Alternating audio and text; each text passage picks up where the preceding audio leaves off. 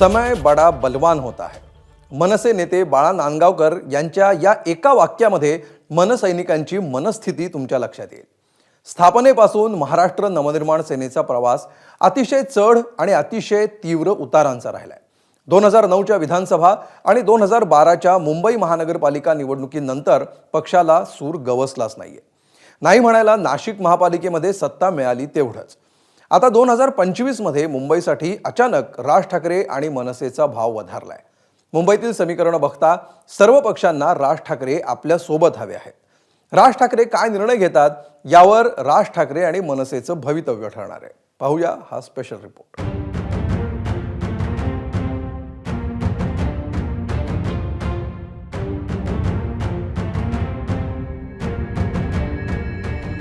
आता बातम्या सगळीकडे चालू आहेत। काय होणार,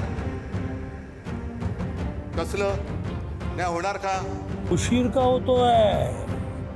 होतोय परंतु दुर्दैवाने पलीकडून जो प्रतिसाद यायला पाहिजे त्याच्याबाबत संभ्रम आहे। महाभारतात एक वाक्य आहे, समय बडा बलवान होता है। किती लाचार झालेत। युती करता का माझ्याशी, युती करता का माझ्याशी। ठाकरे ब्रँड हा या देशातला अत्यंत सुप्रीम ब्रँड आहे। मनसे आवडे सर्वांना असं चित्र सध्या मुंबईच्या राजकीय पटलावर दिसतंय।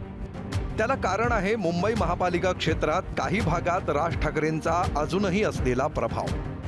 त्यामुळे राज ठाकरेंना सोबत घेण्यासाठी दोन्ही शिवसेनेत रस्सीखेच सुरू आहे। ठाकरे बंधू एकत्र येणार अशी हवा काही काळ तयार झाली होती। उद्धव ठाकरे सकारात्मक आहेत हे एकच वाक्य सगळे ठाकरेंचे मावळे ऐकवायचे। स्वतः उद्धव ठाकरेंनी महाराष्ट्राच्या मनात असेल ते होईल असं एका पत्रकार परिषदेत सांगून एकीच्या चर्चा जिवंत ठेवल्या होत्या। आता तर थेट वर्धापन दिनाच्या भाषणात सुद्धा उद्धव ठाकरेंनी तोच सकारात्मक राग पुन्हा एकदा आळवला। आहेत आता बातम्या सगळीकडे चालू आहेत। काय होणार,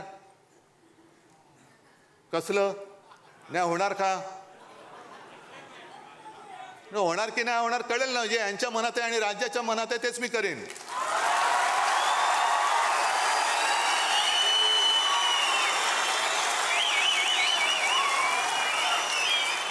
पण ते होऊ नये, मराठी माणसाची शक्ती एकत्र येऊ नये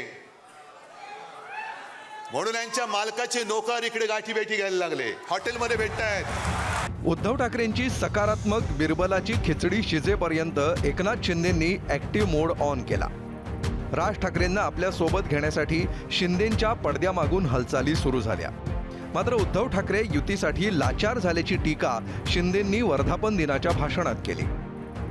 हिंदुत्व आणि मराठी माणसाशी विश्वासघात केल्यामुळे आपण पाहताय किती आगतिक झालेत, किती उतावीळ झालेत, किती लाचार झालेत।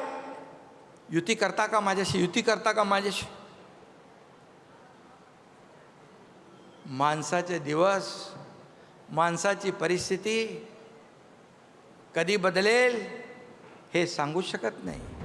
उद्धव ठाकरेंच्या सकारात्मकतेच्या विधानांचा मनसेला कंटाळा आल्याचं दिसतंय। मनसैनिकांच्या मनात काही प्रश्न उपस्थित झालेत। उद्धव ठाकरेंच्या भाषणात सकारात्मकता आहे, पण अधिकृत प्रस्ताव कधी? अजून फोन, कोणताही संपर्क किंवा भेटीगाठी सुद्धा का नाहीत? उद्धव ठाकरेंनी काँग्रेस राष्ट्रवादीला मवियाचा प्रस्ताव भाषणातून दिला होता का?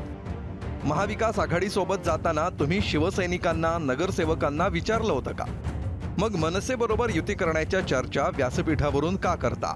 उद्धव ठाकरेंची भूमिका म्हणजे उशिरा सुचलेलं शहाणपण असल्याची टीका मनसेनं केली आहे। काल जो उत्साह दिसला तो याच्या आधी कधी 1 वर्षापूर्वी नाही दिसला, याच्यापूर्वी 2 वर्षापूर्वी नाही दिसला।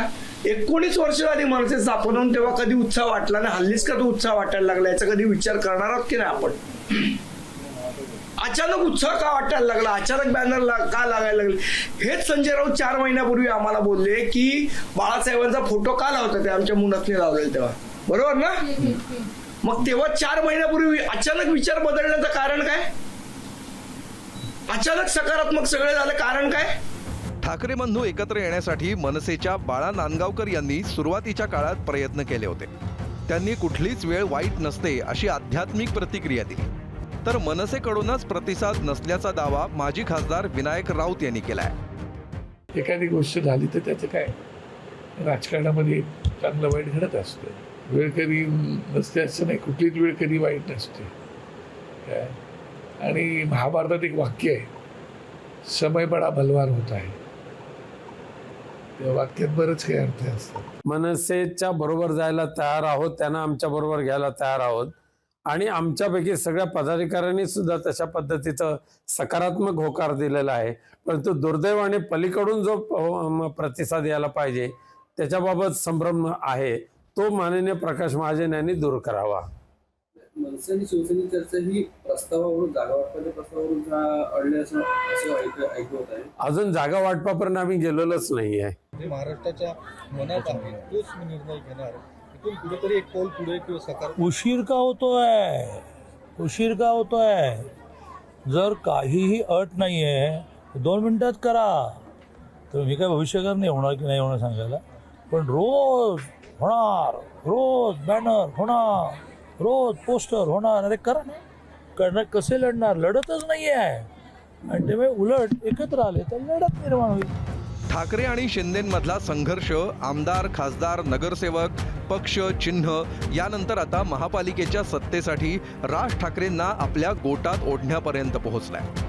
सध्याची अवस्था बघता मुंबई महापालिकेत आकड्यांचं गणित जुळवण्यासाठी उद्धव ठाकरेंना राज ठाकरे हवे आहेत, तर शिंदेंना ठाकरे ब्रँड आपल्या सोबत आहे हे दाखवून हक्काची मराठी मतं राखायची आहेत. महाराष्ट्र मेले तर राष्ट्र मेले आणि मराठ्याविना राष्ट्र गाडा न चाले हे आम्ही होऊ देणार नाही.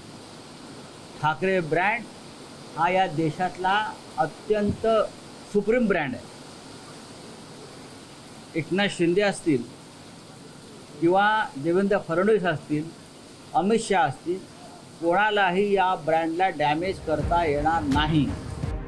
उद्धव ठाकरेंच्या पक्षाची घसरण सुरू असल्यामुळं त्यांना आता राज ठाकरेंची आठवण आली असा आरोप शिंदेंचे शिलेदार करतायत. तर भाजपमधील जुन्या मूळ शिवसैनिकांनीही बाळासाहेबच खरा ब्रँड अशी मांडणी केली आहे.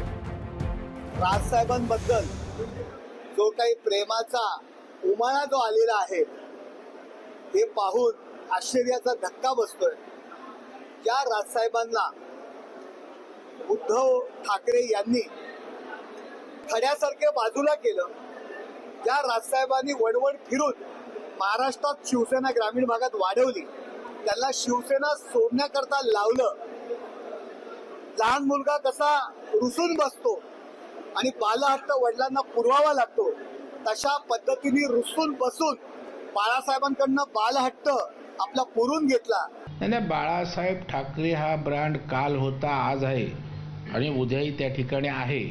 परंतु तो ब्रँड, तो वैचारिक ब्रँड दुर्दैवानं उद्धवजी ठाकरे साहेबांना त्या ठिकाणी जपता आला नाही. उद्धव ठाकरे आणि राज ठाकरे दोघांच्याही अस्तित्वासाठी मुंबई पालिकेच्या निवडणुका महत्त्वाच्या आहेत. समोर फार चांगले पर्याय उरले नसल्यानं उद्धव ठाकरे राज ठाकरेंच्या मनसेला स्टँड बायवर ठेवण्याचा प्रयत्न करतायत. त्यासाठी मराठी अस्मितेचा, ठाकरे ब्रँडचा हवाला दिला जातोय.